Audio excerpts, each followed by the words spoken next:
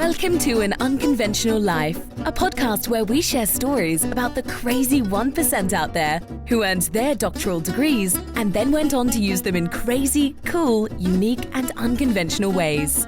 Here's your host, astrophysicist turned teacher, author, dissertation coach, and more, Dr. Russell Strickland.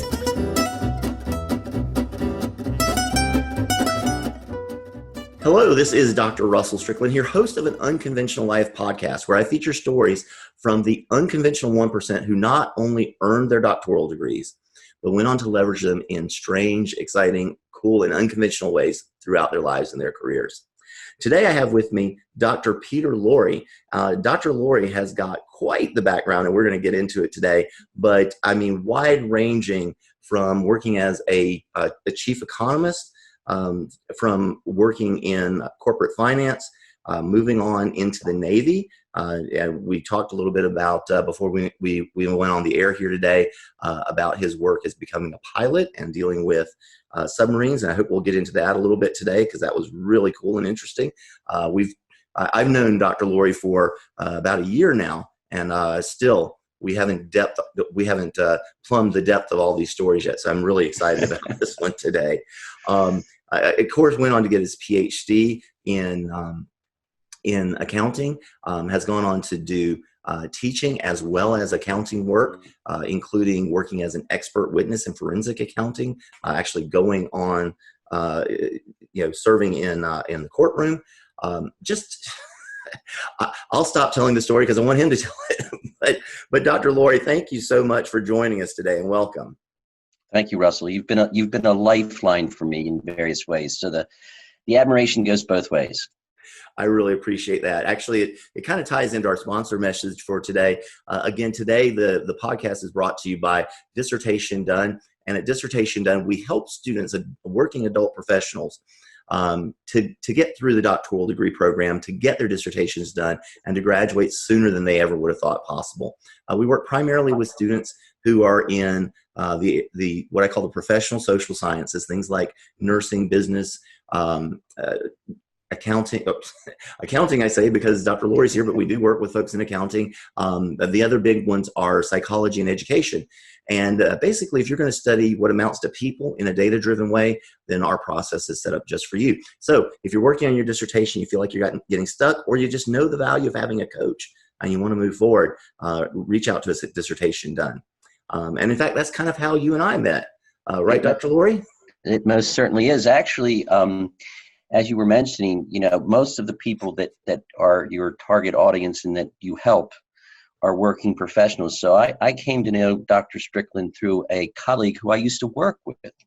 Matt Crane used to work with me at RSM McGladrey. And Matt and I have a lot of respect for each other. We worked together for a couple of years.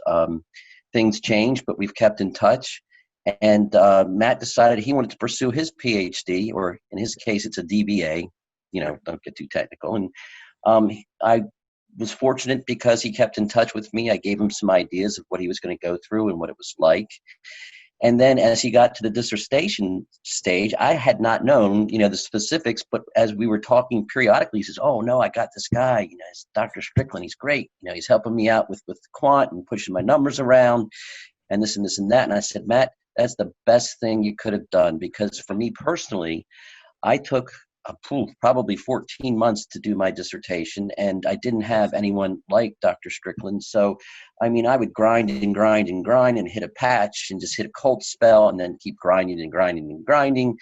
And honestly, if I had someone like Dr. Strickland, I probably would have gotten my dissertation completed or done, 8 months or 9 months, but, it went 14 months. So it is what it is. And hindsight's always 20/20. So then, having heard about Dr. Strickland, and then I ran into some things because I'm doing a lot of things at once, as we'll probably get into, but I had certain bars that I had to hit in terms of pursuing tenure.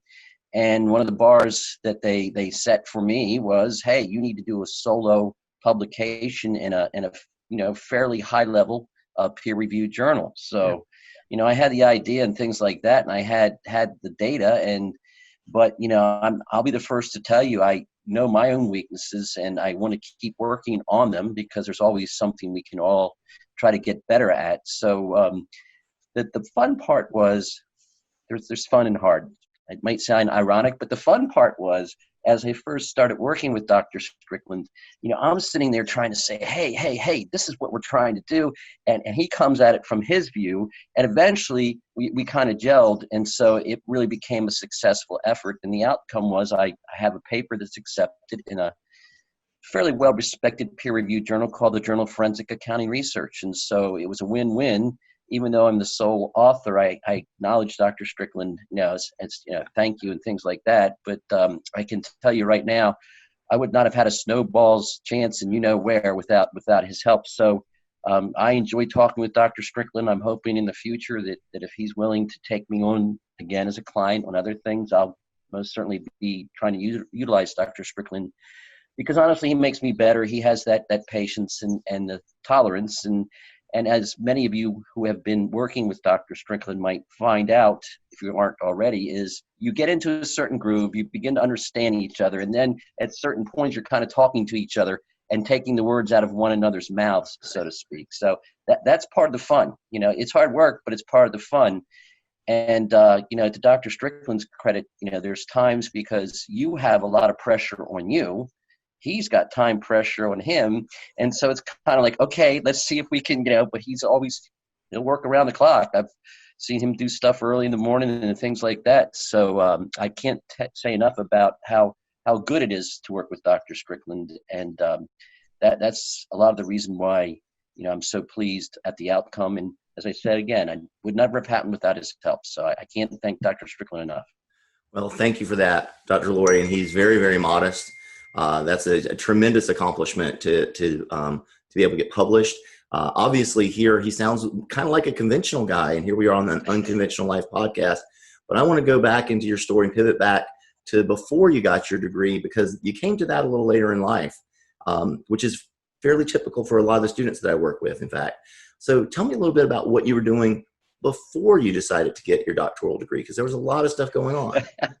I've had a lot of turns in my journey.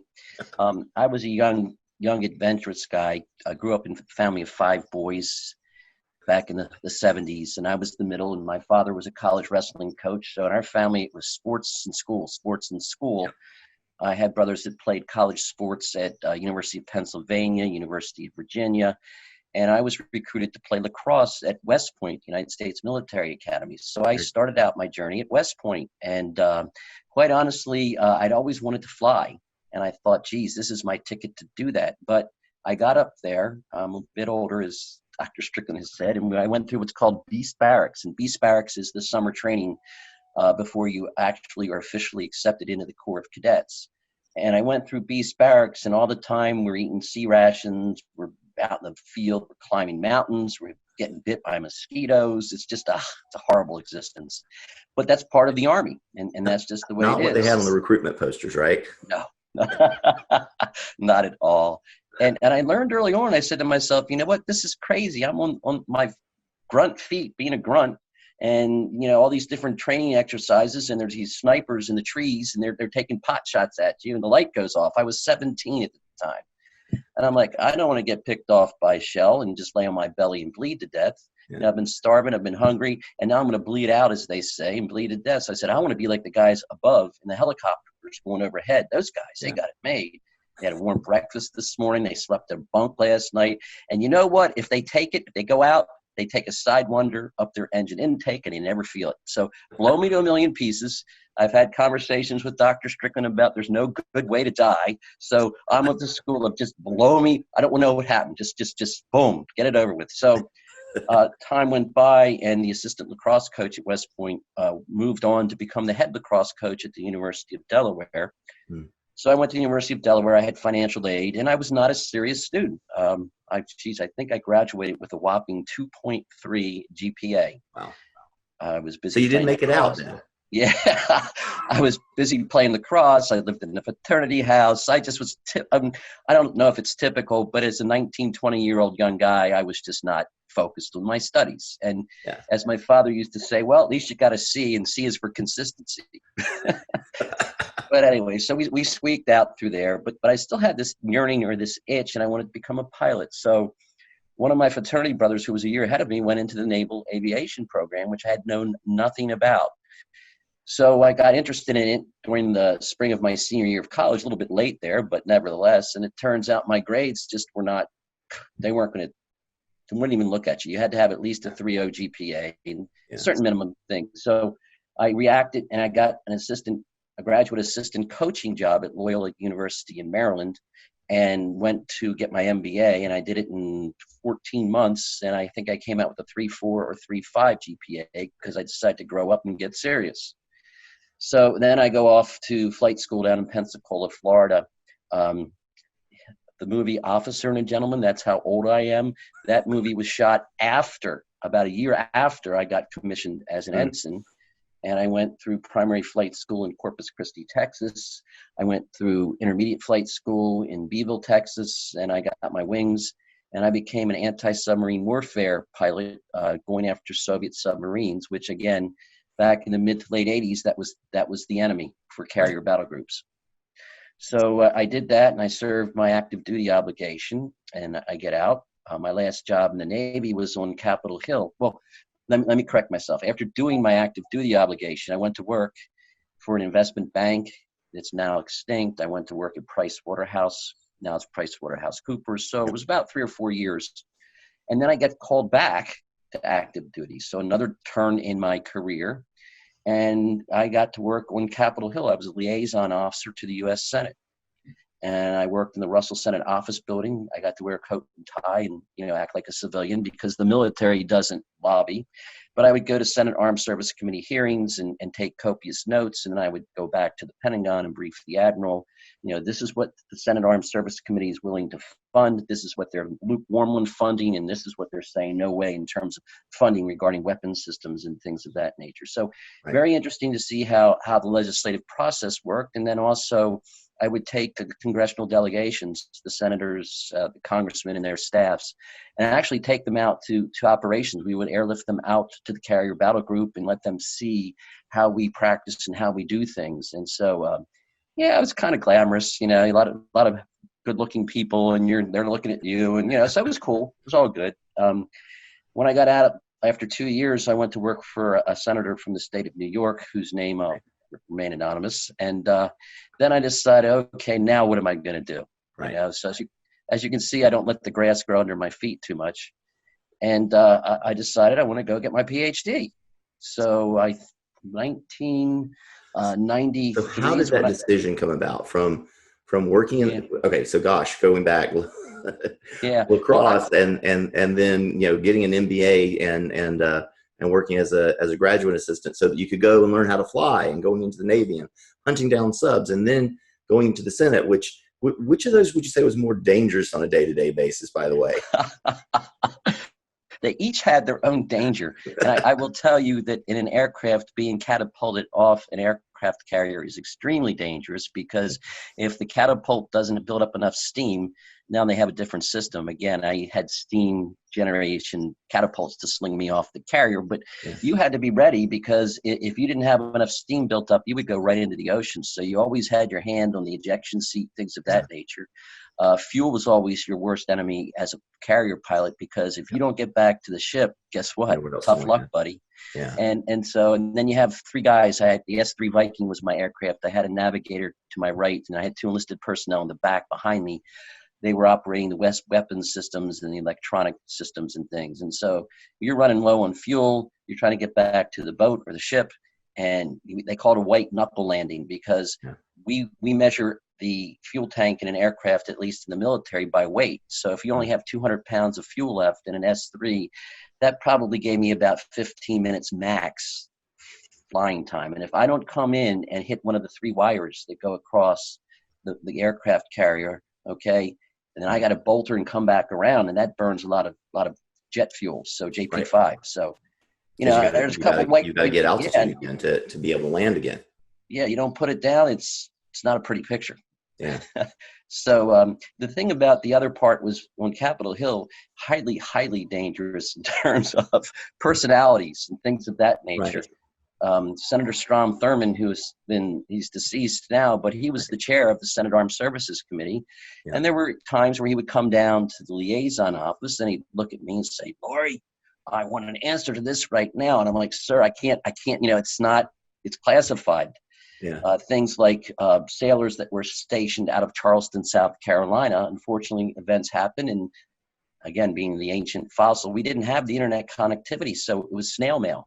Mm-hmm. And the mail came every 2 weeks or whatever. And so one situation, one of the sailors had not written to his wife in about a month, yet all her friends had gotten mail from their husbands. Mm-hmm. And so she's calling the senator, and she's, turns out the ship was operating in the South China Sea, which was a very classified location at that time. Mm-hmm. So I'm a little lieutenant, which is an 03, like a captain in the Air Force or Army. And the senator's coming at me saying, I want to know this. I want to know this. And I'm like, sir, I can't tell you. Yeah.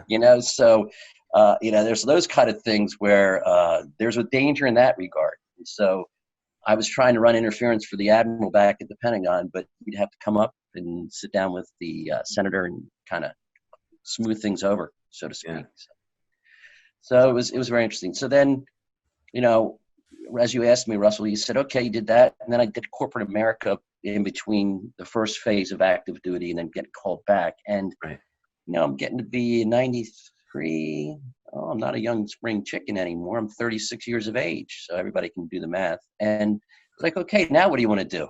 I guess sort of like a rebel or a cowboy or whatever. And so I always admired, even though I was not a very serious student, I always admired certain professors that I encountered when I was at the University of Delaware. And when I did the graduate work at Loyola University, and I was like, man, what a great lifestyle. And as I will use the word grew up, or whatever we should call it, I said, you know what, learning's pretty cool. I mean, learning's not so bad after all. I mean, if you have your head in the game, it's really good stuff. Yeah. And it's not really work. So I applied to George Washington University in Washington, D.C., and I got into their program. And let's see, 93 I finished in 2000. So while I was in that program, I actually presented a paper at a conference where, by pure luck, the chief economist at the SEC was attending. And he approached me afterwards. I'm just a little graduate student, trying to get ready for the dissertation. And Dr. Siri, who's a very successful academic in his own right, was the chief economist at the SEC. And he said, would you like to come to work for me? And I'm like, huh? He's like, yeah, your stuff's interesting. It's the kind of things we do at the chief economist's office at the SEC. I can get you, now they call them internships. I was paid to work 20 hours a week. Okay. And I did that for 2 years as I worked on finishing up my coursework and then the dissertation. So fabulous experience. As a matter of fact, I still use some of that information I learned today in the work that I do. So, and that was 1999, 2000. It's been 20 years plus, but the information and the lessons I learned, especially in the areas of securities law and forensic accounting and stuff, has been invaluable to me. So, it's a balancing act. One big lesson that you think you learned that it doesn't just apply strictly to securities, but people might be able to take that and apply it to their current lives. What is the takeaway you had from your time there? The big thing that it really helped me with at that point in time was putting it into plain English. In other words, everybody has a great deal of detail and depth in their dissertation work, and you are actually the expert on your own dissertation topic. And so what it really trained me or helped me learn to do is to convert or convey to third parties and try to make it into sense so that the average PhD candidate would understand it. So I don't mean necessarily to tell you. Right. So that was really invaluable because you've got to be able to communicate. And I still say this when I teach graduate students today. I say, listen, you can have all the knowledge in the world between this ear and that ear, but if you can't convey it to a third party, it's not worth anything. That's right. So when I was an undergrad, my undergrad degree was in physics, and we had this thing we call the grandma theorem. And it basically said that you don't understand anything unless you can explain it to your grandmother. And maybe that might come across a little pejorative at this day and age, but the idea was that most people's grandmothers weren't. professional physicist. And so if you wanted to explain a concept to someone that was a layperson that didn't really understand what you were doing, but you could make them understand it in a way that they could ask you good questions or say, well, that means this or something along those lines, then you've got it. That's exactly it. Yep. And I know that that, Dr. Strickland, and I imagine that some of those things come in to play today, because when you testify at a trial, if you have a jury trial, you've got to explain a lot of detailed, high-level information to a jury of, in the state of New Jersey, it's 7, and a federal jury, it's more, it's 11. And you got to explain to these people with very different backgrounds and very different levels of education some very sophisticated, complicated things. And that's where the communication comes in. And I can't speak enough to that, as that, like I said, it's not any good if you have it between this year and that year, but you can't communicate it. And the importance is not only just in speech like we're talking about right now, but it's very important in writing too. It is. Because you brought up the, being able to communicate at a trial. Do you have maybe an anecdote from that part of your life? Yes, of course. I'm sorry. Honestly, I was getting prepared for this. I worked at a high level litigation consulting firm, and there were lots and lots of PhDs, and even as we all know, within our relative disciplines and so forth, there's different hierarchies. And so, right, sure. I'll paint my doctorate from a George Washington University in accounting and finance as like a mid-tier place, okay, rightfully or wrongfully. That's just what I've heard other people say, and whatever it is. And we all get some of that in our education. Sure. So when I was working at this very high level litigation consulting firm, we worked on very, very large cases, multi-millions, hundreds of millions of dollars lawsuits. Wow. And I worked on one specific matter for a gentleman who used to be the CEO at Fannie Mae. And I was the, as they do in the performing arts, you have please fill in the word for me. I know you know it, Dr. Strickland. You have the performer, and then you have the understudy. So on this very, very big matter, the lead performer was a PhD and was a professor at Penn Wharton, which is considered a top 5 business school. And so I'm just little old Pete, from a mid-tier school, but I worked with this gentleman for like a year and a half, and what a fabulous experience. I mean, just fabulous. And it was great because, not to compare, he's a lot like Dr. Strickland. He down to earth, he cut through the garbage. He just said, okay, all right, let's get this down. That's kind of the way it was. But anyways, the long story short, this was a lawsuit where this man had been awarded stock options because he had done a lot of things for the government. It was Fannie Mae, okay? And so the Penn expert and I worked on this thing. We probably churned through 2,000 or 3,000 hours that were all chargeable. Yeah. And they were like, I'm issuing these invoices for like $300,000, and I'm starting to feel guilty. I'm like, oh, wait a minute here, And, the attorneys were like, no, that's fine. Because what happened was, with our federal government, Fannie Mae was regulated by an entity called the Office of Federal Housing Enterprise Oversight. And the Office of Federal Housing Enterprise Oversight was refusing to allow this executive the stock options he had earned while working at Fannie Mae. So he sued Fannie Mae, okay? But here's the problem. Fannie Mae had to pay all of his legal costs, right? Because his employment contract said any legal matter that covered the span of your service at Fannie Mae will pay those legal fees. So it was like a triangle, okay? Wow. So you had the former executive suing his former employer, okay? And his former employer had to pay his legal fees. And it was the top of the triangle. While they were trying to beat him off in court, they were still paying for the privilege on both sides. So it was, it's like, geez, and then the wildest thing happened was, I'll never forget, my colleague from Penn Wharton, his spouse had allergies to heat. So he was actually with his wife over in Scotland for the summer. And so he would start, I think it's a 5 or 6 hour time difference in terms of the time zones. So he would start at 9 a.m. his time, which is 3 a.m. New York time, and he would be grinding, and then I would pick it up, and we would have an overlap from like 9 a.m. to like 6 p.m. his time, and then I would go till 7 or 8 o'clock at night New York time. So we were grinding, 18 to 20 hours a day, and we were getting a lot done. I mean, copious amounts of work. But I'll never forget, it was like 2 days after Labor Day. I get a phone call from the attorney, and the attorney's located in Washington, D.C., and he says, "Put your pencil down." Huh? What? Put your pencil down. Why?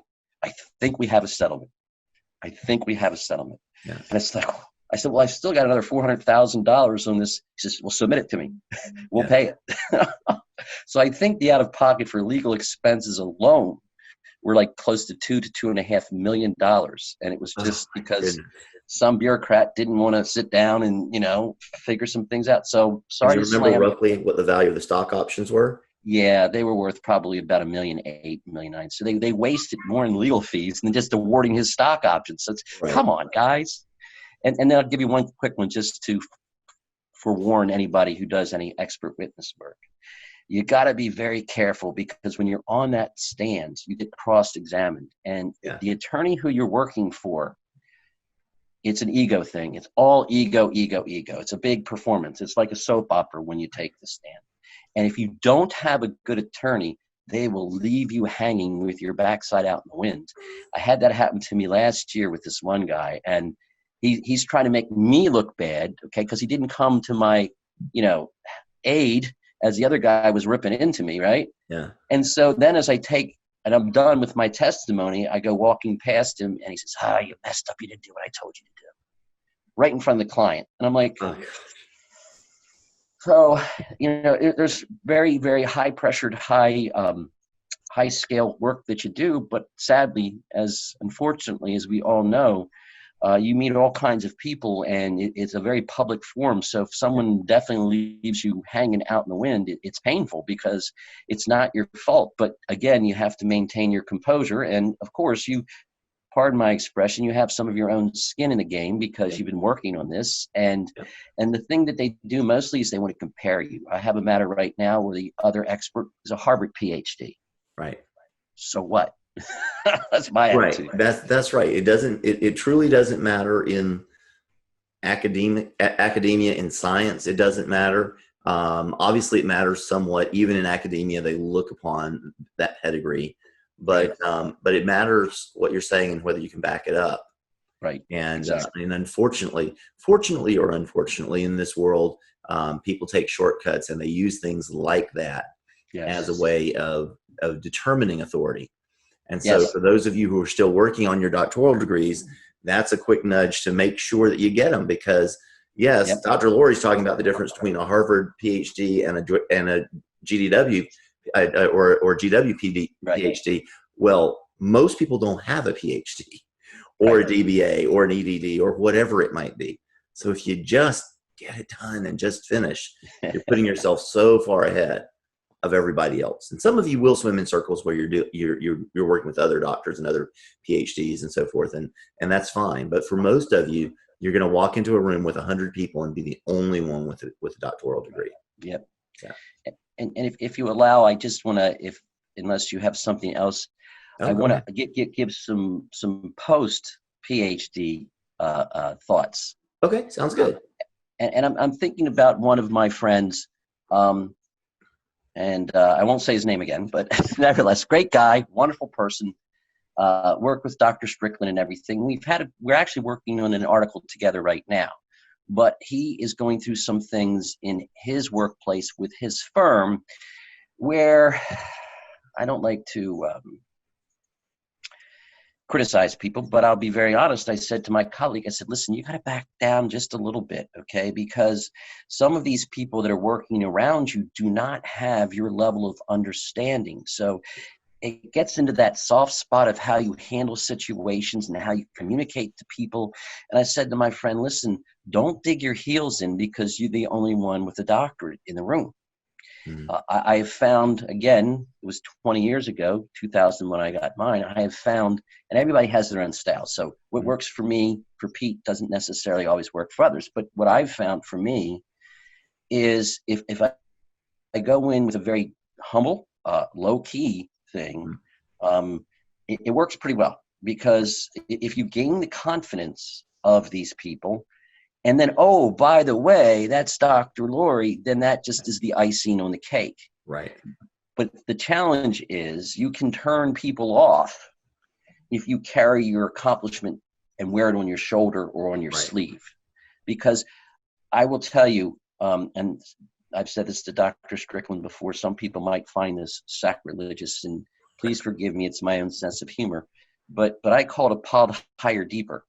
And the reason why I say that is I wrote a dissertation of 350 pages thereabouts. So I knew everything I needed. I mean, everything. I was the expert on that one topic at that one time in 2020. Excuse me, 2020 years ago. And you know what? That dissertation was so good that my father used to have a copy on his card table. And I have 12 nephews and nieces, and grandpa's way of disciplining his grandchildren was, if you don't behave yourself, you're going to have to sit there and read that thing for 10 minutes. And what I mean by that is it's grueling. Okay. It's a dissertation. It's very, very detailed, and you all will be doing the same thing. But remember, things change. And so from my humble opinion, what the PhD has done is it's taught me how to do research, how to think, how to communicate difficult material. And I hope it's made me a better learner, because we're lifelong learners. We're never going to stop learning. And so, yes, when you accomplish your PhD, pat yourself on the back and be proud, okay? And you should be, because you deserve it. But I'll leave you with one last little story, and I won't name names. So I had a very good friend, Michael. Michael and I studied constantly together. He'd gone, again, academic pedigree. He'd gone to Penn Wharton undergraduate. He had an MBA from Penn Wharton. And I'm just little old Pete, University of Delaware, Loyola University of Maryland, da-da-da-da-da-da. So we get our hoods. You're going to get hooded, and it's not like Robin Hood, but it's a piece of regalia that you wear with your formal gown. And they did it on a Friday evening at George Washington University. And then the respective schools had their own individual graduation ceremonies on Saturday. And then on Sunday, so Mike's parents, Mike was an only child. His parents were very, very proud of him, and justly so. And he said to me, Pete, you want to come over to the cocktail party on Sunday? And this was on Friday when we were getting our hoods. And I said, sure, yeah, I'd love to. But I've forgotten what time. So I call over to his apartment on Saturday, the morning after we had gotten our hoods. He had changed his answering machine. Greeting to, this is Dr. Michael so-and-so. And so, again, it's just me. Everybody's unique. Everybody has their own style. But when the beep went on, I said, Michael, get over yourself, okay? You're not saving people's lives. Now, yes, you have a terminal degree in our field. And when you're in a classroom or an academic setting, or if you're in the courtroom, yes, by all means, people should know that, because as we've been saying, you're one of 100 who have that. So yes, there is importance to that. But what I guess I'm trying to say to people that listen to this is keep it in perspective. Right. Okay. Just keep it in perspective, because your knowledge, your communication skills, and your intelligence is what speaks for you. Okay. So my suggestion, just one view, lead with brains, lead with insight, lead with your communication skills. And when I'm at the office at the accounting firm where I work, it's Pete. Right. Pete.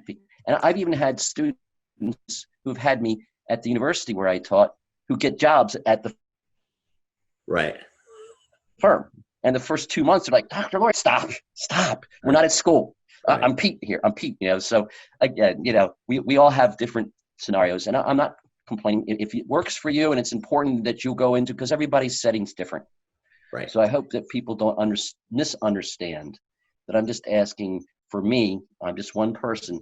Be humble about it, but be good about what you do.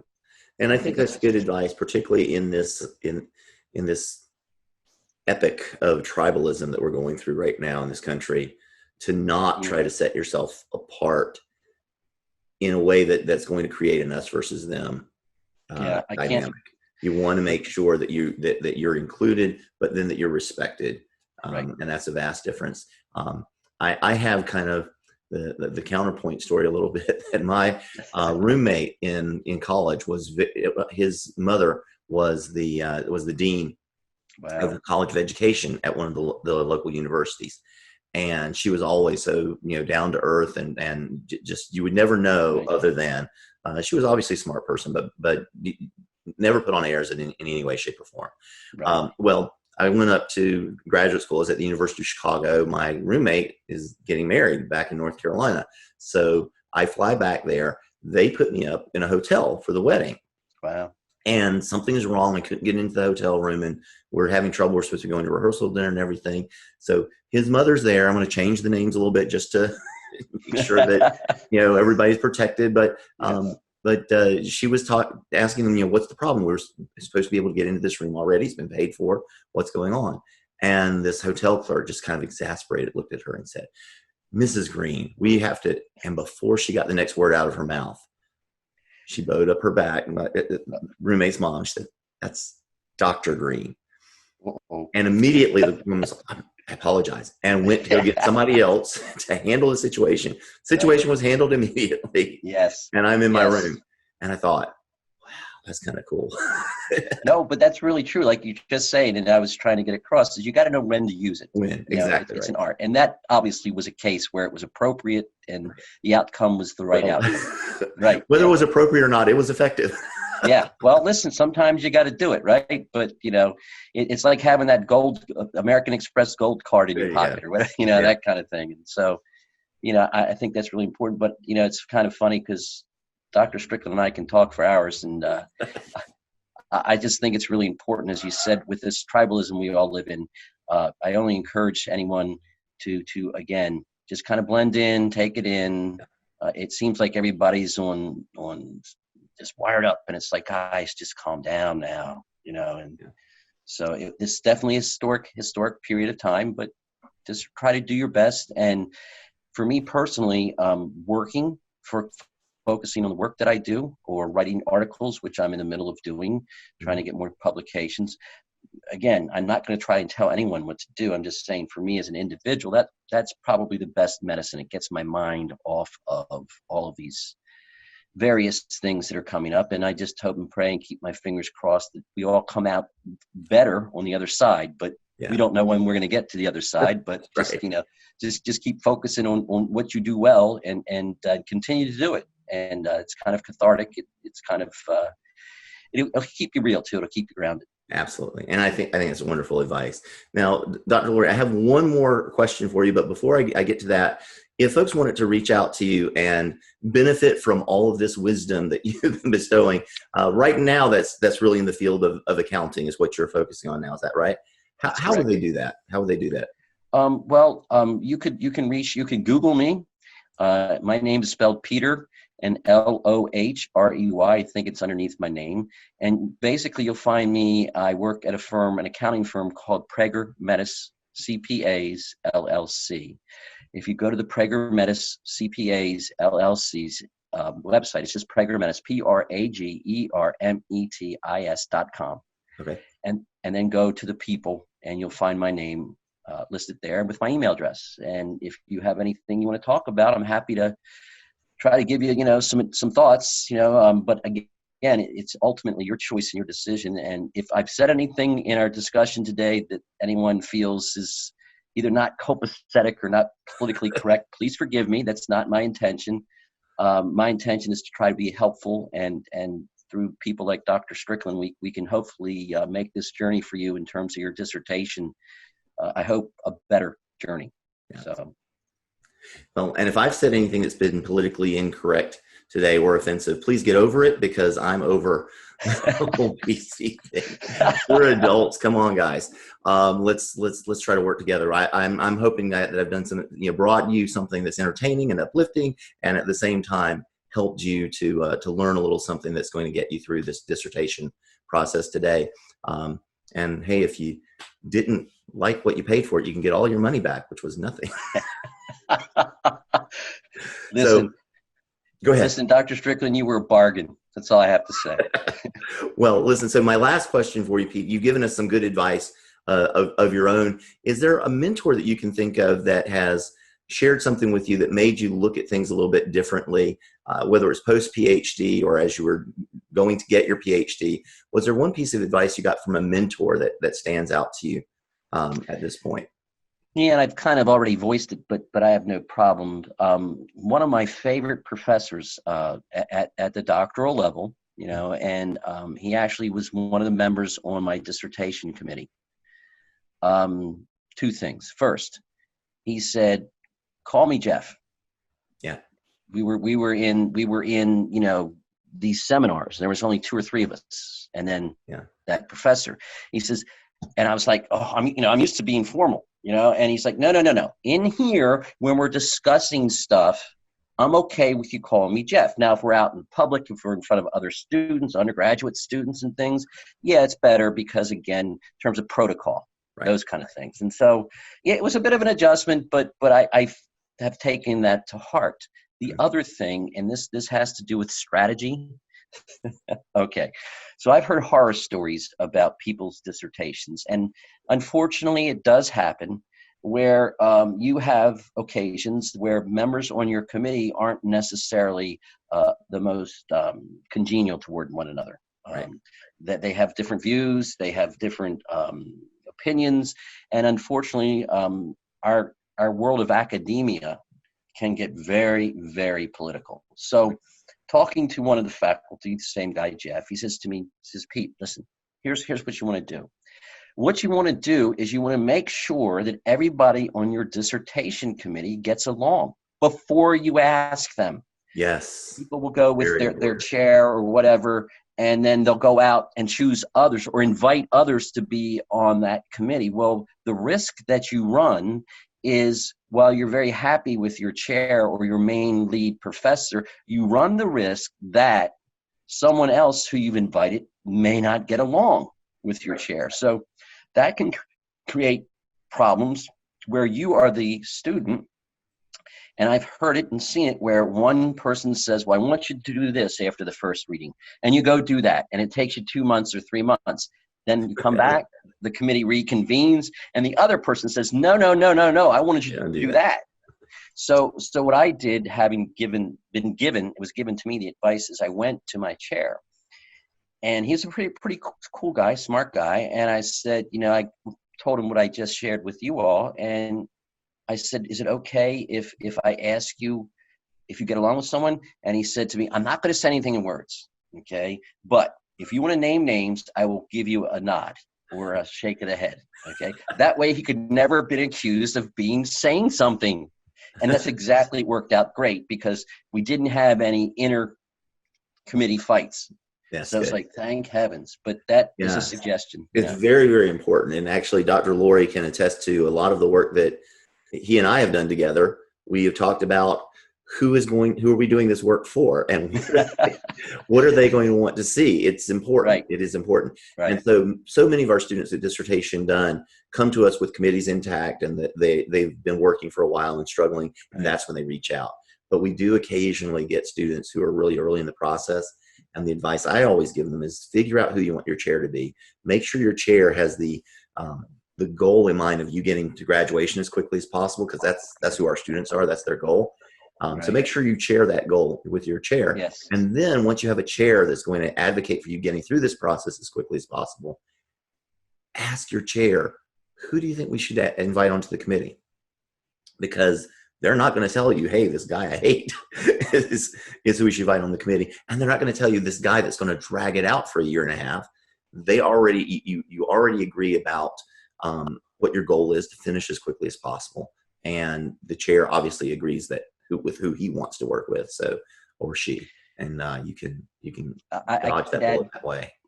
I can add one other war story real quickly about that I got taken out. I got sabotaged, not at the dissertation stage, but at the comprehensive examination stage. Yes.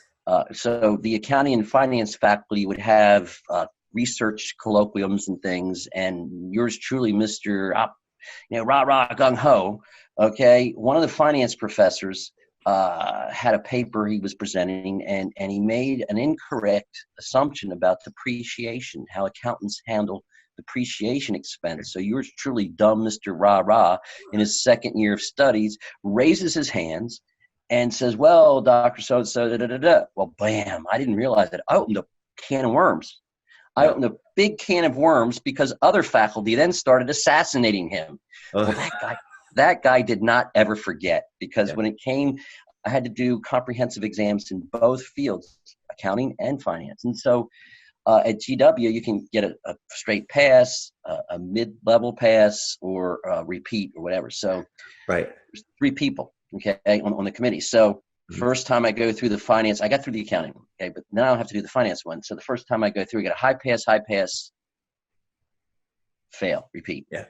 Wow. Okay, great. So I go through it again. High pass, remedial work. I want you to redo this, and that. So it got so bad, this guy dragged me out for 6 months. Wow. 6 months, because remember, your faculty are making their livings. They're financially sound. You're the one who's hand to mouth. You're the one that's not only making financial, sacrifices, but personal sacrifices if you have families or things. So time to your committee members really is nothing. So what Dr. Strickland said is really, really important. Make sure that your chair wants you to get through, because it's no sweat. So again, I lost 6 months of time because I was the dumb doctoral student who basically didn't realize it, but I'd thrown a hand grenade at that guy, and he got me back. He surely got me back, So another word of advice then is make sure that you remember how you treated your professors in class. Yes. When you're picking committee members. Yes. Because they might remember something that you would have forgotten. Yep. That's for sure. Well, listen, Dr. Lohrey, I appreciate you being here with us. I've had a wonderful time.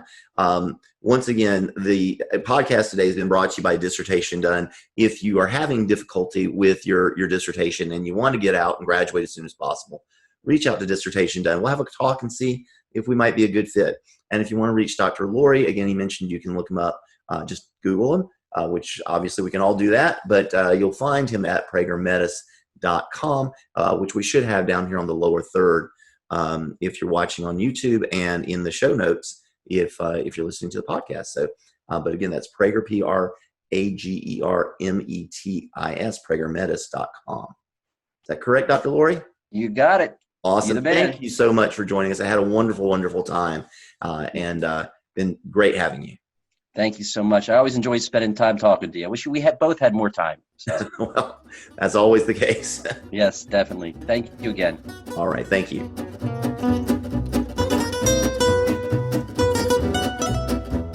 This has been An Unconventional Life. Thanks for listening. If you enjoyed today's episode, subscribe now to keep getting inspirational stories of unconventional lives as soon as they're released. Until then, go out and live your best unconventional life.